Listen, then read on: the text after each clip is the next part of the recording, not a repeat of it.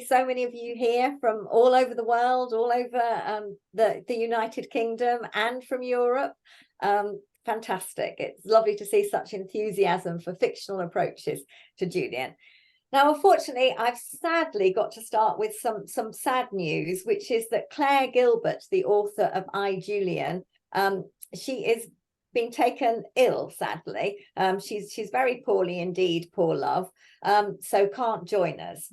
However, we still have Victoria Mackenzie, who is the author of For Thy Great Pain, Have Mercy on My Little Pain, and we're all going to be able to question Victoria about her fictional approach to Julian and indeed Marjorie Kemp. So before we get started, we dive in, I just wanted to ask people to by a show of hands or in the chat. I was just interested to know, so we're looking at fictional approaches to Julian, and we were specifically referring to Victoria's book, For Thy Great Pain, and I, Julian by Claire. So I just wondered who, and it doesn't matter if you haven't read either book at all, I'm sure you can still enjoy the discussion, but just out of interest, who's read For Thy Great Pain and who has read I, Julian? So Diane, you've asked 2 questions. I put 2 hands up. Okay, so first of all, let me see. So who's read For Thy Great Pain? If we can see hands. Lots of hands going up there. That's great. Lovely. And second question, who has read I, Julian? Lots of hands there as well. And now final question, who's read both books? They get special gold stars. Mm-hmm. Fantastic. Well, I hope that everybody will be able to join in, whether they've read or not. So I'm going to start off by asking Victoria to read, but before that, I'd just like to ask you, Victoria, or Vicky, what was it that attracted you to Julian and Marjorie as subjects for a fictional novel, and was it something, and why particularly now? So why Julian and Marjorie, and why now? Was it to do with lockdown? Was it to do with the 650th anniversary of Julian? Perhaps you could kick us off by telling us what drew you to the subject. Yeah, of course. So it was neither of those things that you mentioned. I had the idea of writing the novel a few years before lockdown, and I didn't know about the 650th anniversary until my book was published. So it wasn't either of those. So I initially thought I was going to write a novel about Julian of Norwich, and I hadn't come across Marjorie Kemp until I started researching Julian. I got the idea in around, I think sort of 2019, I started doing a bit of research. And as to what drew me to Julian, I've always really enjoyed fiction about nuns. And I think, and I can't explain why exactly, I think it's something to do with how countercultural that lifestyle feels to today's, ideas of success and what makes a good life. And I guess I like rebels, and in a way it seemed to me quite a rebellious thing to do, to kind of strip away the materialism of life and to dedicate yourself to contemplation and to prayer and singing and so on. And I had thought that Julian was a nun. And then when I started my research, I realised that we didn't know if she had been a nun or not, but that she had certainly been an anchoress. And I, as someone who is writing fiction, I just thought what a challenge that would be to write a novel about someone in a single room. How would you do that? How would you make that compelling as a narrative? And then when I was reading about Julian and reading about medieval women, I quickly came across the figure of Marjorie Kemp, her contemporary, and was really struck by how much these women had in common on the surface in terms of living in Norfolk at the same time, both having these visions of Christ and God, but then struck by how different their personalities seemed, these astonishingly different voices that come across in their respective books. And as a writer, it just seemed a really enjoyable challenge to bring these two women together on the page and to juxtapose their voices. And then I read in the book of Marjorie Kemp, of course, that these two women have met, which is something I didn't discover until I was doing my research.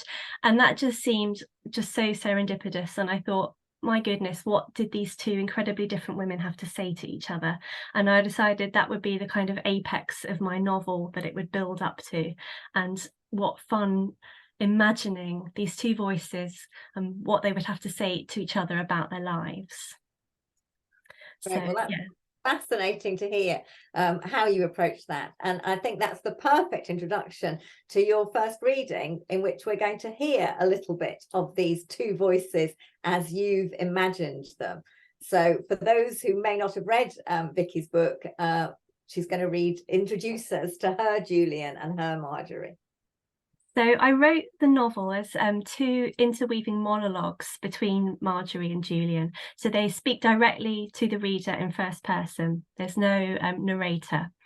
So I'm going to read from very close to the beginning, the first Julian section, and then I shall read my Marjorie section. And I think it becomes clear when I read the two voices just how enjoyably different they are, and how much fun I had putting the two women together on the page. So, Julian. When I was a child of 7 summers, a great pestilence came to our city. As the death carts went up and down the streets, the sound of their wheels and the horses' hooves mingled with the sounds of weeping. But there was little time for ceremony. Thump. The bodies were wrapped in whatever was to hand, sheets, tablecloths, rugs, and heaved onto the cart. I watched from an upstairs window, something both my mother and my nurse Joan had told me not to do. Thump. The cart trundled to the next house. Thump. Sometimes a covering came loose as a body hit the wooden planks, unravelling to reveal a chin or an ear. We were rich, this had always been clear to me. We ate well, and our house had many rooms. My clothes were made from Flanders linen, and my mother had a garden just for flowers, just for beauty, imagine. But still we died. The pestilence travelled through the air like the fog from the river that curled its way under our door in autumn. My father died, and my nurse Joan died, and my older brother William died. Then my younger sister Elizabeth died, whom I had always called Bethy. Thump. Her sweet plump body was thrown away. The city stank of rotting flesh. I was not allowed to play outside. There were no merchants, no boats, and no markets that year. No crops were planted, and no animals were herded through the city gates for slaughter. Even the bells fell silent. Afterwards, my mother and I lived together in a more sombre way. She withdrew into sadness, rarely raising her eyes to me. I learnt to keep my own company, wandering through the empty rooms of the now too big house, tiptoeing so I didn't disturb her. The flowers in her garden still bloomed, but my mother no longer tended them. Okay, I'm going to have a sip of wine and then read Marjorie. I need a little deep breath before Marjorie. Marjorie. Christ first visited me some months after the birth of my eldest child, when I laboured for more hours than a single day can hold. I suffered much when I was with child, with vomiting and aches, and I was afraid it was punishment for my sins. I also desired to eat strange things, clods of mud and leather soles from boots. My husband wasn't pleased and told me not to eat these things. He said that if I didn't stop, he would have me imprisoned in my chamber and he would put shackles on my arms. At that, I quite lost my reason. I ranted and screamed and tore at my clothes and hair. And I was indeed restrained, as my husband had threatened, and he took away my keys. Then my labour pains began, and they were shackles themselves, pinning me down and causing me to roar. My neighbour, Agnes, was at my side to aid me through the birth, but she tutted at my cries and spent more time gossiping outside my room than rubbing my belly with rose oil. When the child emerged, I thought he was the devil come to split me in two and toss my entrails to the dogs. I prayed to St. Margaret to relieve me of the terror and let me die quickly, but she did not hear my pleas. When Agnes pulled the devil from between my damp thighs, he brought other demons who poured at me and hauled me about the bed all night and day. I named the baby John after his father, and Agnes cut the cord and swaddled him. The child was baptized at church 2 days later, but I could not leave my bed. The demons told me to forsake my faith and my husband and my friends, which I did, slandering them and recognizing no goodness in them. They also told me to hurt myself, and I scratched at my arms and made them bleed, and I bit my own hand very hard. Agnes put honey on the wound and bound it, but the mark has stayed ever since. I believed I was dying, and because of this I asked to see my confessor, so I could tell him of a sin that had long been on my mind.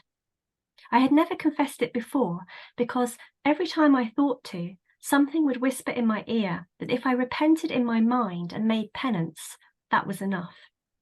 I often did penance by fasting on bread and water and spending many hours at prayer. But now, when I thought I would die, I knew I must confess and be rid of the sin, or I could never lift my face to the Lord and receive his love.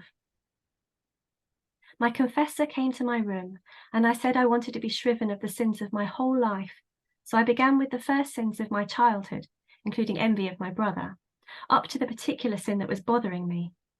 But as I began to tell of this sin, my confessor was sharp with me, telling me not to take all day, and then I could not get the sin out. This made me frenzied, and I hurt myself more. It was after this that Jesus Christ appeared, sitting on the edge of my bed, very handsome, and clad in a mantle of purple silk. He looked at me with so blessed a countenance that I felt my spirit strengthen.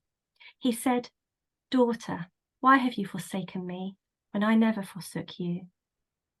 As soon as he said this, the air in my chamber became bright as if lit by lightning, and he ascended to heaven, not rushing, but beautifully and slowly, until the air closed up again and I was restored to myself. After this, everyone was most amazed at how I had recovered my wits, and my husband gave me back my keys. When I told my husband what I'd seen, he shook his head and said, "Hush your mouth, wife. You're clucking like a silly goose." Thank you, Vicky. That was great. Yeah, all clap. Lovely. I mean, I think it's a very powerful opening. Brutal in Julian's case. The deaths, and very visceral and physical, Marjorie's descriptions of childbirth. They're very distinct voices. Was one character easier to write than the other? Did you have a favourite? I found Julian easier to write in some ways. So I looked at both texts, the Revelations of Divine Love by Julian of Norwich, of course, and the Book of Marjorie Kemp, and I used those texts to try to create the voices of these characters in my novel. And Julian comes across to me as someone very much in control of what she's saying, very calm, very contemplative, and she also struck me as someone who would be very observant of what she was seeing.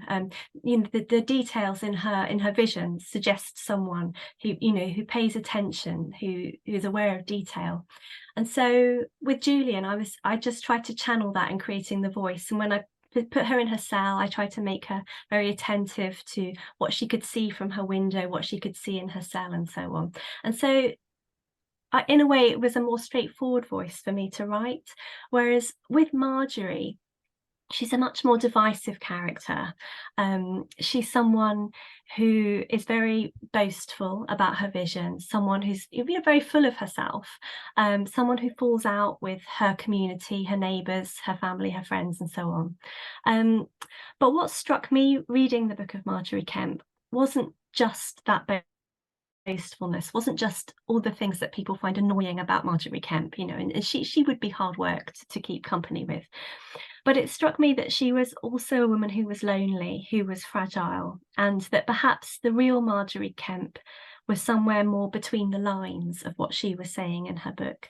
And so when I tried to create my character of Margery, I was trying to suggest something between the lines there. And that was much more difficult to do. It felt less straightforward than Margery, to give the reader enough that they felt that, yes, she was boastful, yes, she was irritating and full of herself, but also that there was that underlying fragility and vulnerability. So that was a more difficult line to tread, I think, for me.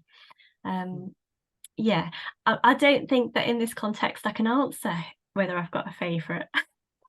I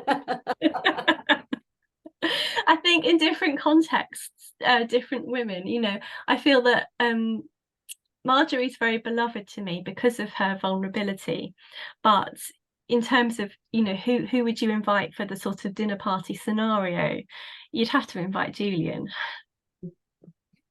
I have heard you say that you're on Team Margery before, but you're giving me away. in this context, I think that obviously we all love Julian, but we all have a soft spot for many of us, I think, have a soft spot for Margery. She's more difficult to love, though, and I think I go for her because she's the underdog in this situation. Julian is clearly the more wise, the more sensible, the person that you'd go to for guidance, whereas Margery would drive you crazy. But yeah, okay, Team Margery. I will open out the questions to the forum, but I'm interested to know, obviously these are two real historical figures. We don't know an enormous amount about Julian, but we do know she existed. We know more about Margery Kempe. So as a writer of fiction, how do you manage that interplay between historical fact and imagining into the situation? I think that's another reason why I found Julian easier to write in some ways, in that there was this carte blanche in terms of the details of her life for me as a writer to imagine, because we know so little. We know she had these visions. We know that she was ill and 30 and a half when she had them.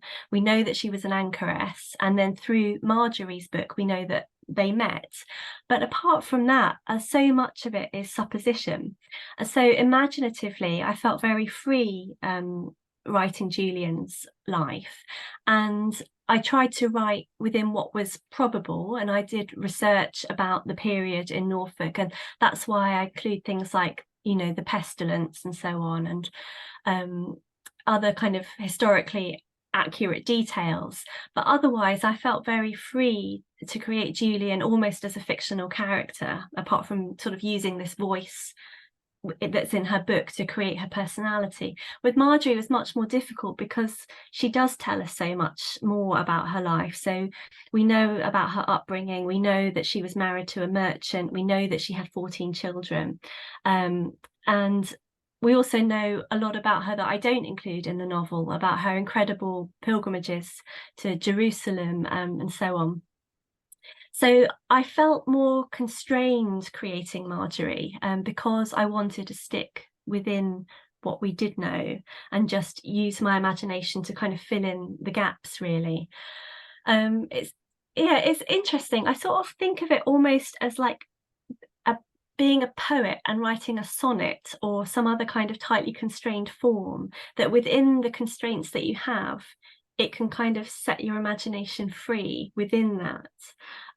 So I really enjoyed doing the research. I really enjoyed reading about the period, and the medieval period was very new to me. I'd never studied it before, but there was something about the medieval period that I found very tangible. And I read a lot of social history, and I really enjoyed thinking about the everyday. And I think in a novel, that's what you want to do with history. You want to, rather than focusing on the kind of broad sweep of things, you want to think about how everyday life was for an individual. So I enjoyed researching what people ate, what they wore, what they did with their free time, those kinds of things, to kind of, you know, make people seem everyday, make people feel more tangible and real. That was very important to me.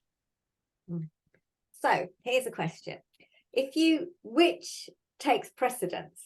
Historical fact, or the demands of the story? So supposing you've got a situation in which, you know, for your story, you would like it to go one way, but there is strong evidence, historical evidence that leans against that. How do you handle a situation like that? That's a great question, and a real toughie. I think for me, it depends on the particular story that I'm writing. So with For Thy Great Pain, there was fairly limited amounts of information available to me about the lives of these particular women. And so in a way, it wasn't too difficult for me to stick with historical accuracy and still have plenty of scope for imagination and the demands of the story. With my second novel, which is about John Ruskin, I'm finding it much more difficult to let go of historical accuracy because there's so much more known. You know, we have his diaries, we have letters, we have other people's accounts of the time and so on. So it's a battle to bring the kind of needs of the novel, of the story, to the fore against that kind of enormous juggernaut of historical facts. But I think it's important that novelists can push back against historical facts, because I think, you know, readers know it's a novel. And so I think there is that kind of tacit understanding that perhaps you have to give some leeway in terms of, well, okay, it doesn't matter that perhaps he was in Derbyshire on this day and you've put him in the Lake District. What matters in a novel is something more holistic and more emotional truth than that kind of sort of nitty-gritty. I recently read Tom Cruise's novel, The New Life, which came out this year, which is about two 19th century writers. And he has really pushed against historical accuracy because he sets the novel at a time when one of the writers is already dead in real life. And he writes about that in the afterword, which is just an extraordinary level of pushback that as an individual writer, I don't think I could give myself the freedom to do. So I think it's very much down to individual writers. And I think everyone will have their own kind of line about what's acceptable and what's not. I mean, it's interesting, isn't it? Historians that I've spoken to are always very dubious about novelists dealing with history. Yeah, because it irritates them when they think. But personally, I love to get my history through novels, even though I know that it may be slightly skewed. Now, I was going to say, it's really interesting when historians then write fiction, because the historian Dan Jones published his first novel this year called Essex Dogs, and he is someone who's written 10 books of, you know, accurately researched history, and he's been interviewed a lot about what's the difference in your research process between writing your books of history and writing your novels. And he basically said that when you write your non-fiction history book, you follow the research, whereas when you write your novel, you follow the story, and your research is not secondary in importance, but what research you do is governed by what you need for the story. And so it is really interesting, I think, the difference between history and historical fiction. And I do understand why it irritates some historians, but I do also think that most people acknowledge it's a completely different activity. It's a different format altogether. Yeah. So for anybody who's joining us late, I just want to say again, apologies that Claire Gilbert is not here with us. Unfortunately, she's been taken ill and can't join us. But we do have Victoria Mackenzie, who wrote For Thy Great Pain, Have Mercy on My Little Pain. So now I'd like to, I have plenty more questions, but this is a book group conversation. So I open the floor for any of you. So if you would like to either raise your hand physically and wave at me. Valerie, I can see straight away that you've got your hand up. So if you would like to unmute yourself, and then people either use the hand, and I'll keep my eye open for other people who would like to ask questions. But fire away, Valerie. Well, I've also read, or at least I'm in the process of reading, Mary Stretton's book mainly about Marjorie Kemp, but the meeting with Julian, and I certainly find the novel approach. I wonder if it appeals to women, actually, because it brings the actual people to life in a way that reading the historical facts about them doesn't.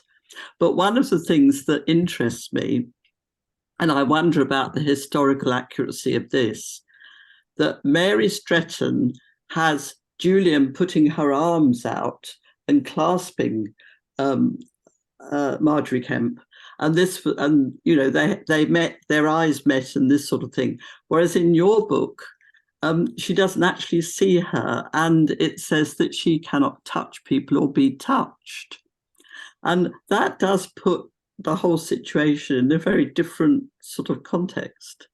But you said she knows from the sound of her voice that she must be a holy woman, but there was a lot more sort of real encounter between Marjorie and Julian in Mary Stretton's book.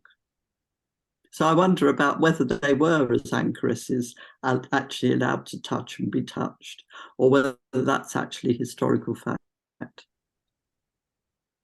That's a great question. Is the Mary Stretton book fiction or non-fiction? It's fiction. Okay, I don't know it. I'll have to look it up. I'm in the process of reading it. I went on a webinar recently that she was on, because she lives in Portugal now, and I'm really loving the book. I've loved all of them, but there is this particular difference in about the anchoresses.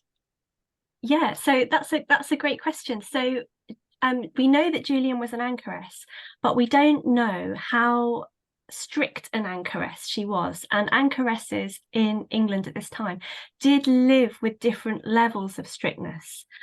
So, for example, we know that some anchoresses were allowed out of their cell to walk in the church grounds. They weren't allowed out of the church grounds, but they could essentially go outside. And they were simply locked in, but they could unlock and step out, whereas others were bricked in, and so there was simply no possibility of stepping out. And we don't know how strict Julian's own circumstances were, but because what drew me to writing the novel in the first place was this idea of this kind of extraordinary decision to be an anchoress and to shut yourself away in a single room, and just the kind of mind-bogglingness, I think, for a modern person of why would you choose that life. I opted to make Julian the strictest kind of anchoress. So it's within possibility that she couldn't leave her cell, and that she was bricked in, and that there was a curtain at her window, and that she didn't look out. But it's also within possibility that she could look on people. It's simply that I opted for the kind of uber anchoress, if you like, because that was what really interested me in terms of how can I create a novel where someone is so deprived of those kind of sensory experiences. So yeah, I think it's interesting that she's opted for a less strict anchoress, but I think in terms of historical accuracy, I think there's an argument for both. Yes, and she actually does have Julian walking out in the churchyard, come in, I, Julian, Claire Gilbert. Yeah, and it's completely possible. Yes. It's just that I was kind of drawn to the most extreme. Oh, imaginatively. that's helpful, thank you. But it does make a difference, doesn't it? Yeah. Absolutely, yeah, it really does. And I mean, I guess I don't want to give away the ending of my book for people who have not read it, but I think that level of sensory deprivation for Julian is kind of very pivotal towards the end in terms of her interaction with Marjorie. Of course. Oh, well, thank you very much. That's very, very helpful. Sure. Thank you, Mary. So we'll now ask Richard, ask the next question, and then after Richard, we'll have Godelind. And I apologise if I haven't got your name pronounced right, Godelind. Richard. Thank you very much, Vicky, for being with us this evening. In June, I was part of a team leading a day at King's Lynn Minster, St Margaret's, Marjorie Kemp's church, where we got school children to create small plays around the meeting between Marjorie and Julian. So one child had to play Marjorie, one child had to play Julian, and to develop a kind of a fictional narrative. And we learned about mime and things like that. So it was good. What was interesting was when one of the children in the group came to present their play, two of them, I realised that I hadn't communicated very well, or perhaps I deliberately left it open, who knows, what they were expected to do, because they were supposed to have a conversation in which Marjorie and Julian talked to each other and they thought about what they would have said.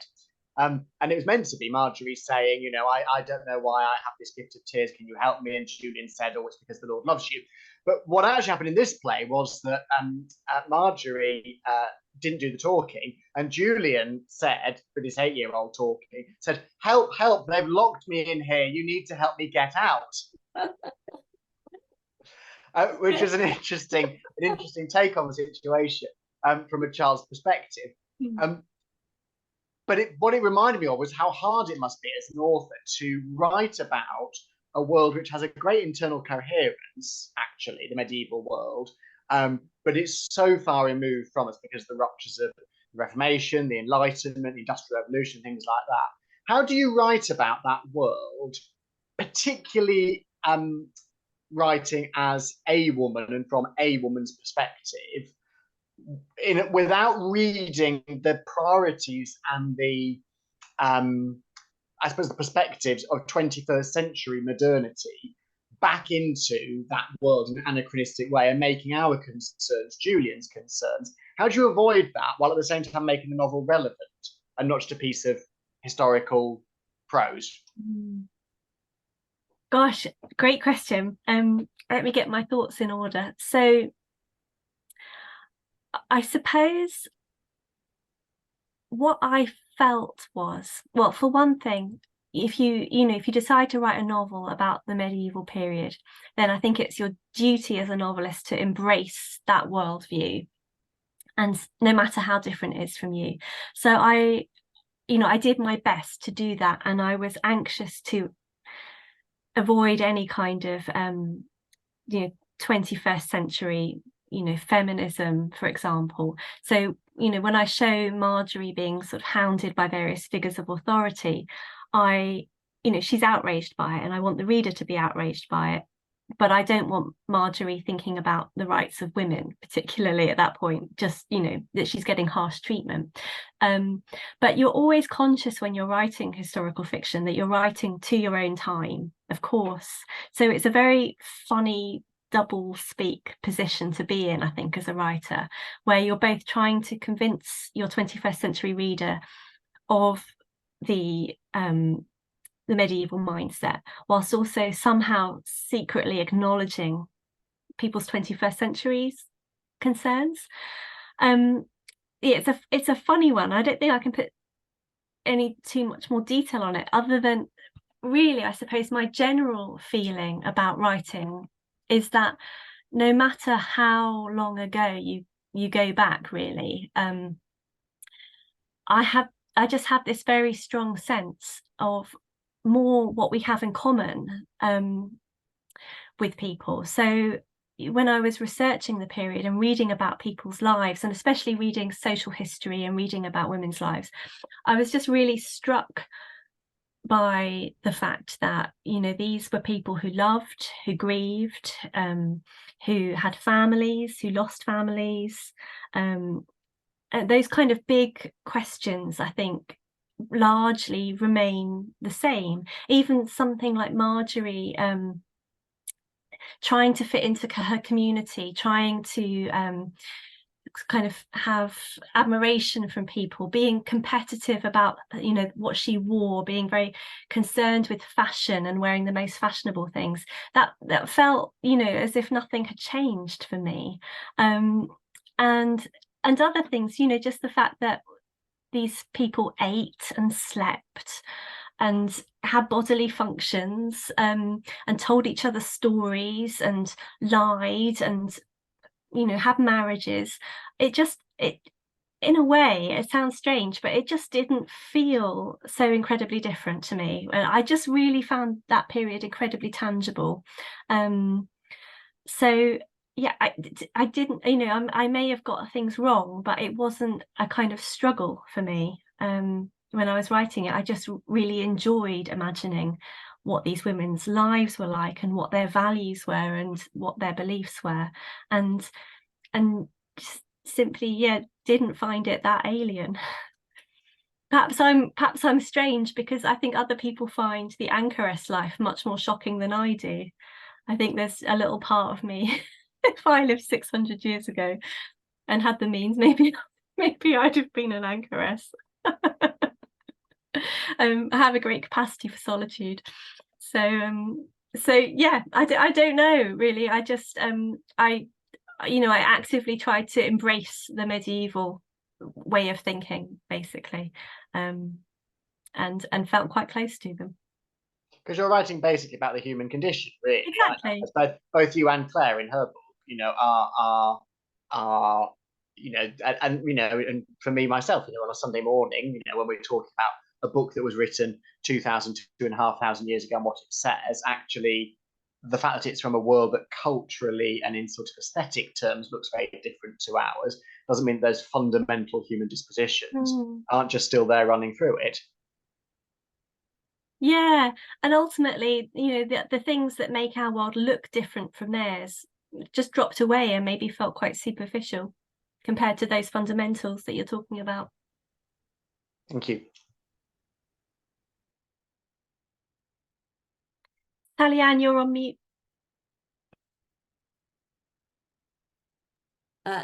Yeah, I've got a few things to say there, but let's go to Godel and I'll shut up.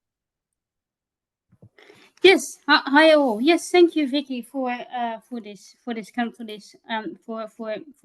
this, and thank you for your fantastic novel. I enjoyed it so much. It's just numinous. I mean, I love the kind of, there's a real sense of sensory richness. I love the fact that I'm looking at my notes.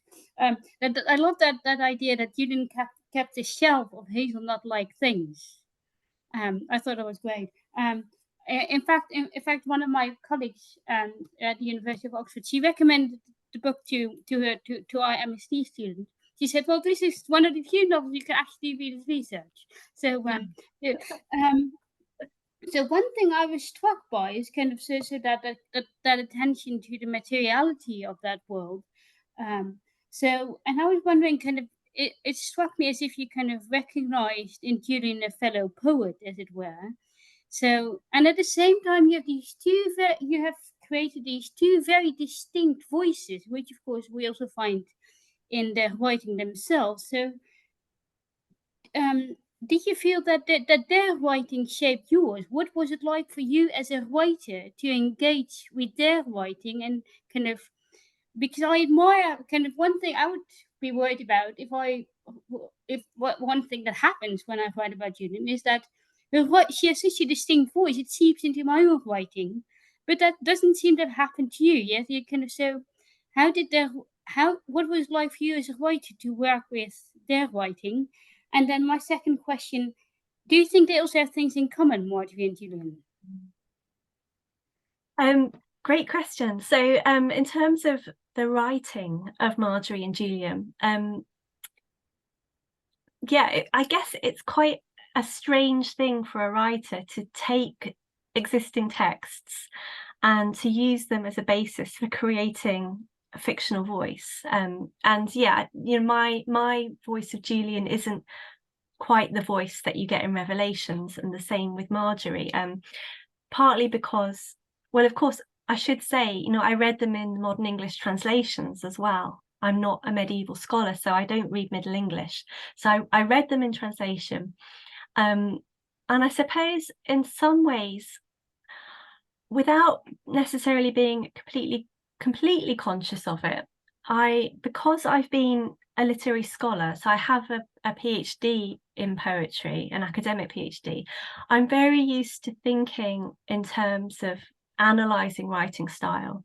And I was very aware of Julian's book as not just a work of theology, but a work of very sophisticated literary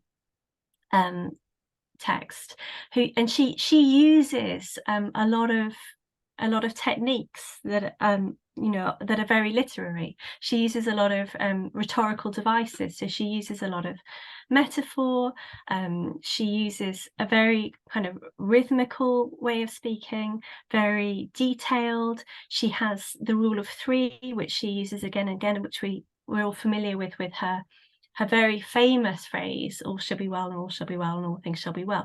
That, you know, that's a very measured rhetorical device. And so I suppose I was conscious of reading it as a literary text, having been a literary scholar, and a kind of gleaning, sort of thieving all of these techniques to use it when I created her own voice. And I also just really enjoyed channeling something of myself into the way that Julian thinks and writes. So I do write poetry, have written poetry for a long time, that has often been quite lyrical, quite observant of the natural world, quite influenced by sort of American transcendentalists and writers like Ruskin, who put a great deal of emphasis on the kind of morality of observation, the morality of looking carefully at the world. So I really just enjoyed channeling all of that and kind of emerging into creating Julian's voice. Marjorie is so different, and it's more of a problematic text because she dictated it to several scribes. She was probably illiterate herself, so she had no way of editing or redrafting. She had no way of even checking that the accuracy of the text. So there is that kind of sort of layer between us and Marjorie's words that it's important to be aware of. And I think that's probably contributed to the kind of like chaoticness of the text. You know, it's not chronological. She repeats herself. She sort of goes back in time, and she doesn't have the kind of sophistication of Julian's language at all. But again, as a writer, it was just great fun to parrot that, really, and to kind of pour a kind of exuberance of language onto the page. And just enjoy the contrast of that with Julian's much more kind of cool, calm observations. Yeah, I've forgotten your second question. I'm hopeless with a two-part question. Can you remind me of question 2? Well, it is one of the tropes, as it were, in the scholarship of medieval women's writing, that people tend to contrast Marjorie and Jules, but do you think they have things in common as well? Oh, in common, yeah. No, great question. I mean, I think on the surface they certainly did. I don't know. It's kind of fascinating to think, if they've met in different circumstances, could they have been friends? It's really difficult to answer. I think I suppose one of the things is that when they meet, Marjorie's around 40 and Julian, I think, is probably late 60, something like that. So they're at different stages in their life. And my Julian has kind of been through the kind of, you know, sort of the dark night of the soul, if you like, and come through it with a hard-won faith and a hard-won acceptance of the sorrows of life. And so she's at a very particular point in her life that Marjorie is far, far, far from reaching in her early 40s.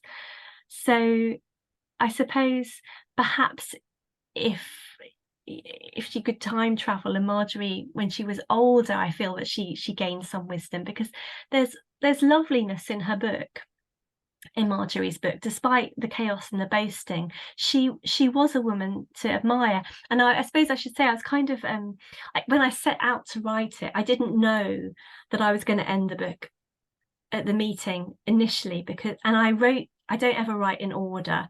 I had already written scenes of Marjorie on her pilgrimages, which she does after meeting Julian. And I had to scrap these because I decided they didn't fit the novel and I wanted this meeting at the apex. But one of the other brilliant things about Marjorie is she has this very up and down relationship with her husband. She's very messed up about sex. She enjoys it, but she also really wishes that she was a virgin.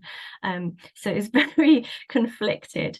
And she gives her husband quite a bad time of it, but towards the end of his life he has an accident, falls down some stairs, and although they're not living together at that time, Marjorie takes him in and looks after him.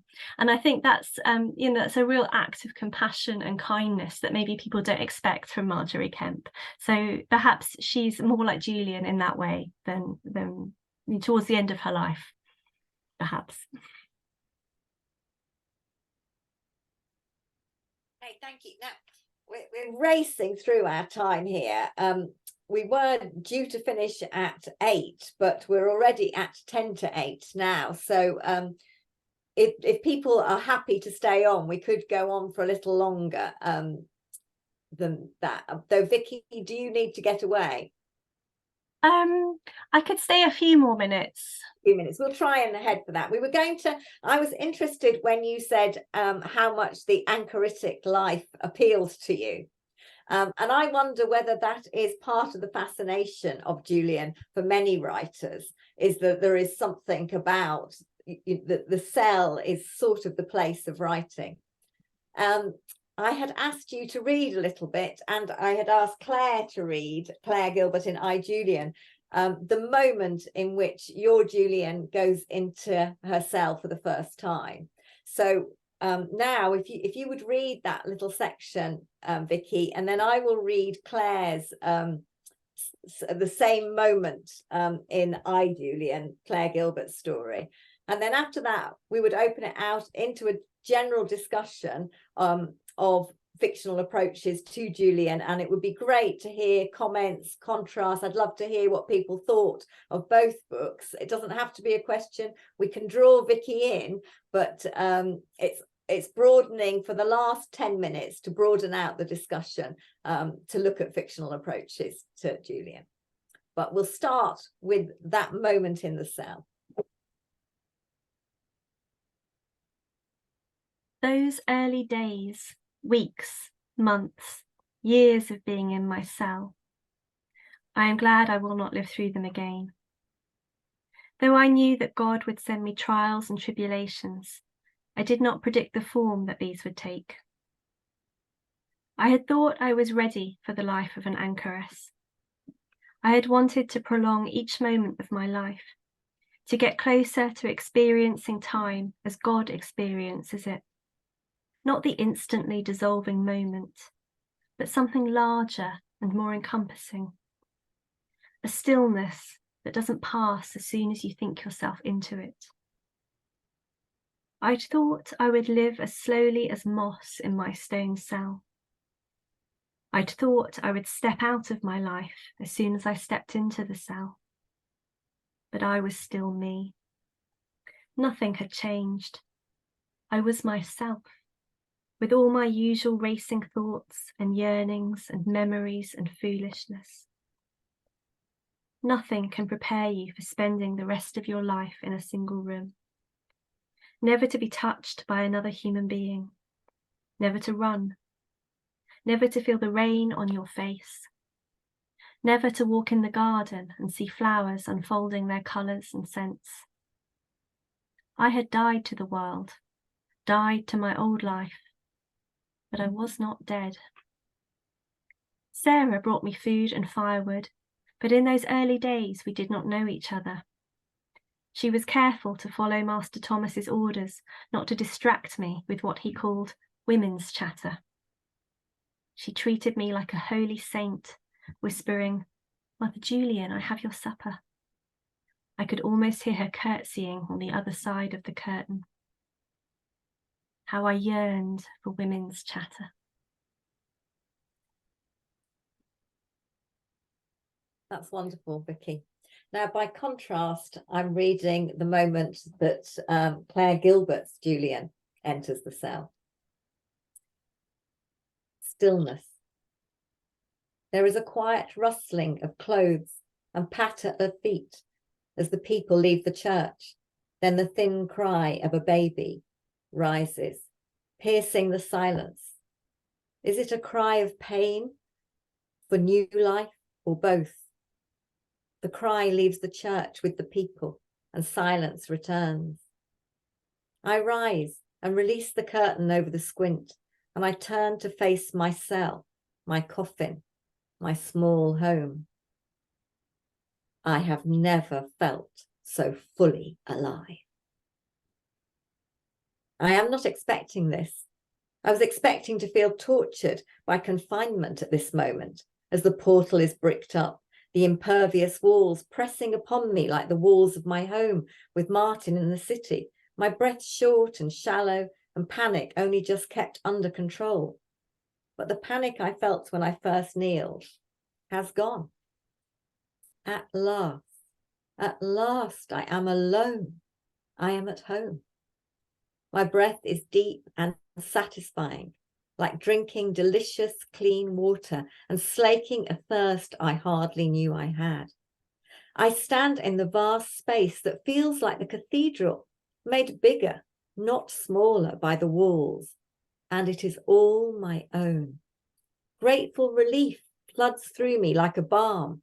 At last I can ask the world to recede, and it will. All I have to do is close the curtain, and I'll be left in peace.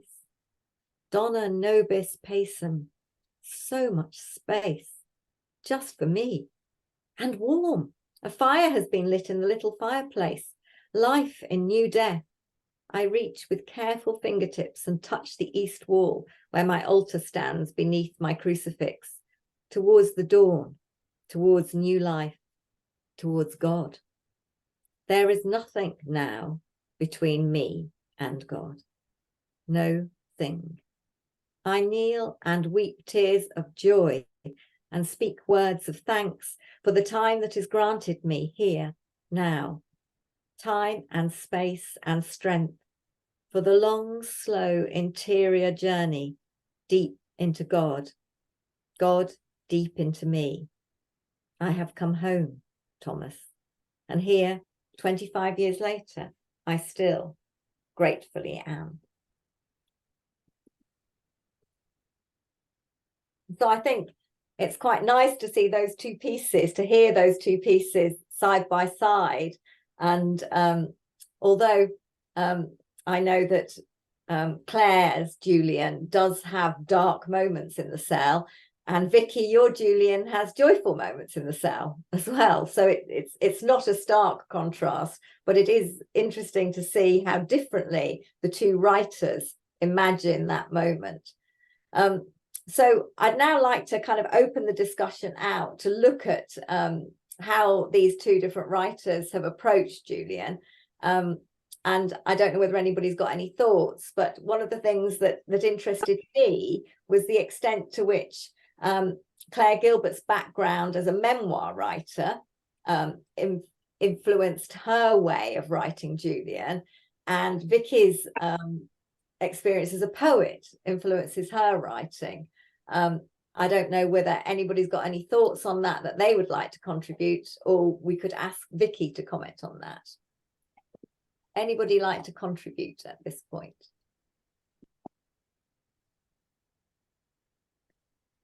Elizabeth. Yes, well, I have a slightly different question, which probably relates to that. When I was reading the introduction to the new version of Marjorie Kemp book, I must say I'm absolutely fascinated by Marjorie Kemp. And my artwork in the exhibition is the conversation of Julian with Marjorie Kemp. I always, because I studied Middle Ages, I studied medieval art, and I always felt very close to the medieval way of thinking for many reasons. I always somehow imagined that people who decided to be anchorites were a kind of therapy. People were coming to seek the advice and spiritual advice, coming to that little window and being able to, you know, they didn't have therapists, of course, in the Middle Ages. So, Vicky, did you come across anything like that at all in your research? Yeah, that's a really interesting point about the anchorite and anchoress life. I found, as I researched it, a lot of paradoxes in the life cropping up, because my kind of initial thoughts about it were that it was a shutting away of yourself from community, from society, from life. And then as I was reading about the prestige that they were held in by their communities, that it was you know, something that people were proud of if they had an anchorite or anchoress in their community, and they bring them gifts and so on, and how much that Julian was actually part of her community. She wasn't shut off at all. You know, she had this window onto King Street in Norwich, which was a very busy thoroughfare, you know, with Norwich being, you know, the second biggest city in England and a major trading port at that time. So I was really struck by the fact that it wasn't the shut-away life that I had thought, and that actually she was someone people came to pray with, to ask advice. And you know, people were proud that she was there and would bring gifts and food and so on. So that was really fascinating. And the other kind of paradox, which I think Sally Ancott was kind of touching on, was this idea of it being a place for writing. If you were a medieval woman, you know, you had not many options for your life other than the marriage, and if you wanted to read and to write, you know, unless I just think it would be so incredibly unusual. I mean, nuns had literacy and aristocracy had some literacy, but you know, becoming a writer wasn't something that the average woman could do. Whereas in your cell, you had time, and you know, you could ask for writing materials to be brought to you potentially, and writing materials and so on. So there was, you know, for Julian, I imagined that actually she wanted to think about her visions, that it was a very viable option for her to have that time and space to think about them, to contemplate, and then to write about them. And my understanding is that she probably wrote her shorter version of Revelations quite close to having had the visions, but that then when she was an anchoress was probably when she then wrote the much longer version of her text. So it was an opportunity for a woman when there were very few opportunities to read and write available. So in that way, the decision to become an anchoress, I think there's that paradox again. It's not actually a life of privation if what you want is the opportunity to read and write. I think it's interesting that both you and Claire envisage the wanting to write as a part of the decision to become an anchoress. I think there's something hinted at in Revelations about that as well, about how she wanted to be able to contemplate them. She didn't understand why she'd been given these visions, and that she needed time to think. So I suspect that Claire and I are both being sort of prompted by something in there.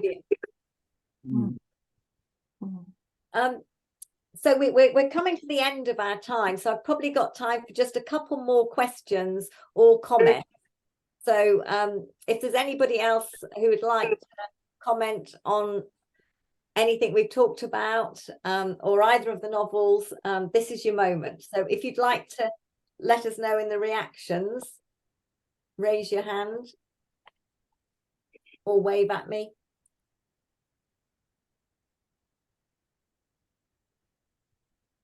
Well, then I'm going to say something else, if I may. Talking about the position of women, I was telling a younger friend about it recently, that I can't imagine how women could have 14 children without modern medicine. So that's why they became nuns, because they didn't want to have this physical discomfort. And also the nunneries the leading women were usually aristocratic ladies who very often were very influential in not only writing and art, but politics.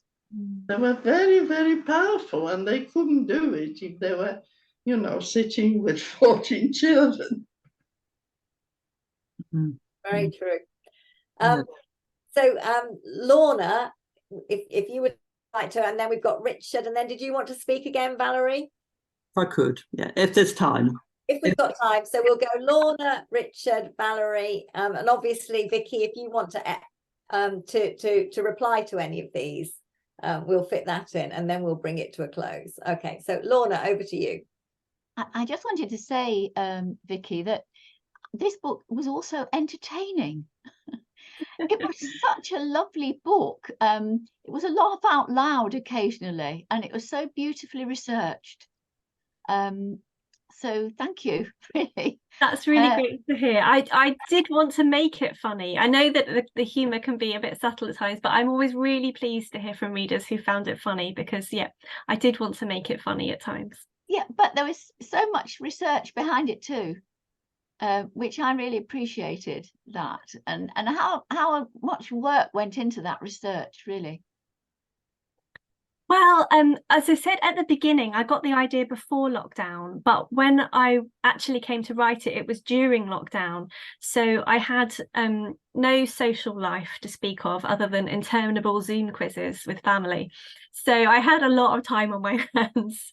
It did mean that I couldn't go to archives. I couldn't go to Norwich. I live in Scotland, but I was able to access books from the university library near where I live, and buy secondhand copies of books about medieval anchoresses and so on. So I had a lot of time on my hands, and it was an extremely enjoyable time, a very powerful distraction from the anxieties of lockdown and everything that was going on in the world. So it was a very sort of all-consuming. Everyone was thinking about COVID, and I was thinking about the pestilence. Well, they were paranoid.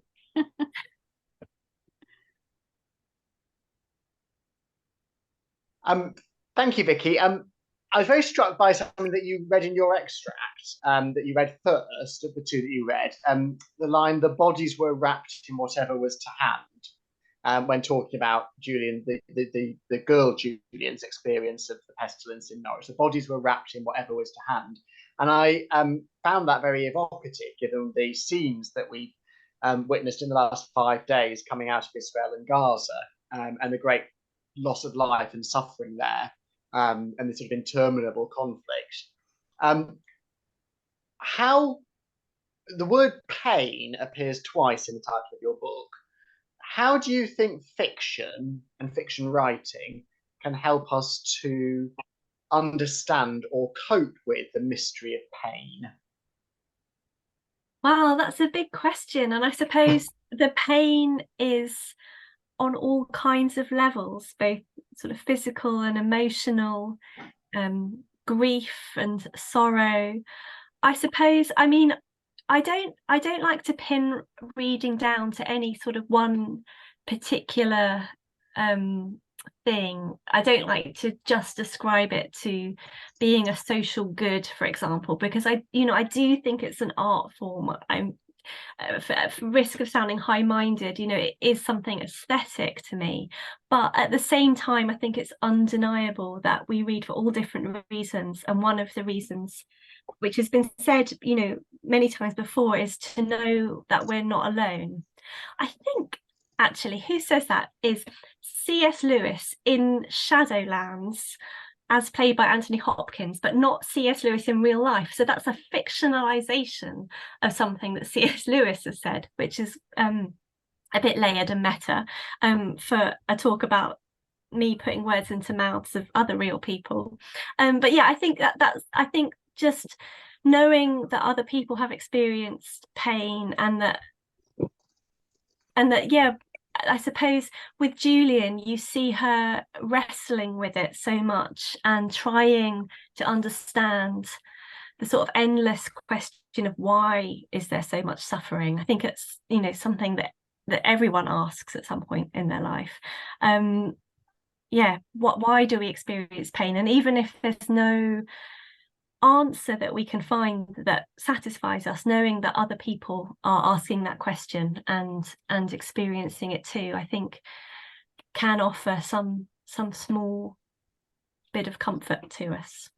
That solidarity. Yeah, exactly. And I do think fiction is very important, as the fictional C.S. Lewis said, to know that you're not alone with what you're wrestling with. And I guess in that sense, particularly actually historical fiction, because it makes you realize that these are not queries or problems that are unique to our generation or our era. There's nothing that we've done wrong, which is actually a very Julian idea. It's not about something that we need to be blamed for. Absolutely, it's that kind of sort of fundamental human nature thing that we touched on before. It's kind of the eternal questions that humans seem to have always wrestled with, and that although the situations might change, the kind of underlying concerns that we have seem constant. Thank you. I think Valerie was next. Oh, well, what I was going to say was I was interested in the juxtaposition of the two experiences going into the cell. And I think what you said about being human was very important, because I mean, I've been an Anglican religious sister in my life for quite a long time, and I've often been off on retreats, etc. And there's one thing for sure: you go into a situation of retreat, you meet yourself big time, and I remember often having a sense of, oh, I can't wait to go into retreat, and this is what God wants me to do. And then you get there and you meet yourself. You know, and that struck me as being very real in your description, that I think she would have had to wrestle with a lot of demons in that situation, but that's what led her to become so wise. Yeah, absolutely. I think partly what I was drawing on in my own experience there is not religious retreat, but I've been on long writing retreats, and almost a parallel there where you think, oh, I can't wait to be on a retreat away from all the distractions of modern life so I can just get on with my writing. And then sitting down with 2 months of peace and quiet in front of me, and just absolutely dark night of the soul, not able to write, just full of my own worries and concerns about my life, still absolutely present, and in the way before I can get through to any kind of sort of deeper thought and feeling. So yeah, there's some kind of parallel there, I think. And also, I've read a book recently by Matthew Fox about Julian wisdom for the pandemic. Because she lived through 3 experiences of the plague. And so therefore, you know, when she says her famous phrase, all shall be well, all shall be well, and all things shall be well, it doesn't come out of any sort of Pollyanna experience of life at all. Absolutely. Yeah, I wanted to show that was a hard-won wisdom. That's right. And the fact that she did the plague, which was probably worse than what we lived through in the pandemic, but it was still, you know, it was still very much present with us, again, has a ring of authenticity about it. Yeah, it was very strange writing it during the pandemic, and there were definitely things that were happening around me that I channeled into the writing about the pestilence, just the kind of the general feelings of anxiety, but also one thing that really struck me when I read about the plague was in places where there was enormous death, like Norwich, that many clergy died, and so people were dying unshriven, and many bell ringers died, and so this sound that was so ever present to the medieval life went quiet. And that really struck me very viscerally, of how much that must have affected people, and how in our own time during COVID, with how quiet a lot of places became because people weren't going anywhere, and, you know, playgrounds were closed and so on. So yeah, I didn't want to make it an explicitly sort of pandemic novel, but I was definitely drawing on some of those experiences that were happening around us at that time. That's right. Yes. Yes. Thank you. Thank you very much. It falls to me to bring this evening to a close, because unfortunately Sally Ann, who's been our chair this evening, has become the victim of a power cut in her village. This is a peril of Norfolk life, you see, which is no different in 2023 than in 1373. So we're very consistent here in medieval Norfolk, as in 21st century Norfolk. So I'd just like to say a huge thank you as a participant this evening, both to Sally Ann and to those who've organised it, but particularly to Vicky Mackenzie for being with us this evening. A great privilege for us, really, as a relatively small, intimate group, to be able to spend an hour and a quarter in conversation with one of the year's most popular novelists, somebody who's been widely acclaimed and much celebrated in the last year, for bringing such insight to our celebration of Julian's 600th anniversary, but also a real spiritual perception and psychological insight as well, and great warmth and humour alongside. So on behalf of all of us here, I'd like to thank you, Vicky, very much indeed for all that you've given to us this evening, and also to your readers around the world in this very special anniversary year. So thank you very much indeed to you. We will give you a Zoom round of applause. It's very strange on Zoom. Thank you so much. Thank you for inviting me. It's a real pleasure. I'm always really very chuffed to come and talk about my novel and about Julian. And yeah, brilliant questions. And thank you everyone for logging on and being here. It's great. And thank you for inviting me.